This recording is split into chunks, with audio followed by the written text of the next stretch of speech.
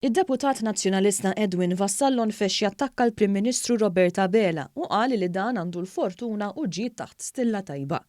Id-deputat tal-fazzjoni Delija għal dan fuq Radio 101 ftit qabel ma tkellem il-kap nazzjonalista Adrian Delija. Roberta Bela għandu dan il-lak li ġiet taħt stilla tajba u anke jekk ma jiddeċidix u bnafu bil-fatti li ma ddeċidix bħalma ġara fil-Kummissarju tal-Pulizija, hemm min jaħseb li jiddeċieda.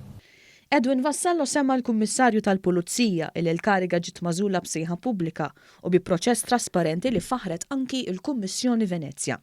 Saħansitra fuq il-Kummissarju tal-Pulizija l-Oppożizzjoni kienet għażlet li ma tagħmilx l-iskrutinju parlamentari. Intant, skont Edwin Vassallo, Roberta Bela jagħti l-perċezzjoni li jieħu d-deċiżjonijiet u qed ibiddel. Roberta Bela jagħti biss il-perċezzjoni lil min jifhem li qed ibiddel u jieħu d-deċiżjonijiet, għax fir-realtà mhu qed ibiddel u jieħu l-ebda deċiżjoni biex ibiddel. Edwin Vassallo spiċċa jitfattort fuq in-nies illi jemmnu lil Roberta Bela. Il-problemi ta' Roberta Bela jaħfruhom lu mill-ewwel.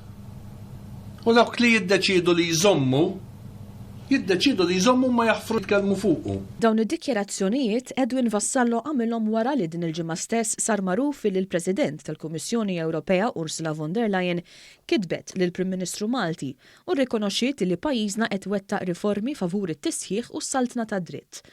Anke l-Kummissjoni Venezja faħret lil pajjiżna u laqgħet prattikament il-bidliet u r-riformi kollha li qed isiru favur il-governanza tajba. Dan apparti li osservaturi politiċi u opinjonisti kienu kummentaw b'mod pożittiv għal mod kif f'dawn l-aħħar xhur Roberta Bela kien mexxej eċċellenti li mexxa lil pajjiżna fi sfidi li laqtu lid-dinja kollha fosthom il-pandemija. Id-diskors ta' Edwin Vassallo jfakkar lil xi wħud f'dikjerazzjonijiet oħra illi saru fosthom ta' Kristi De Bono.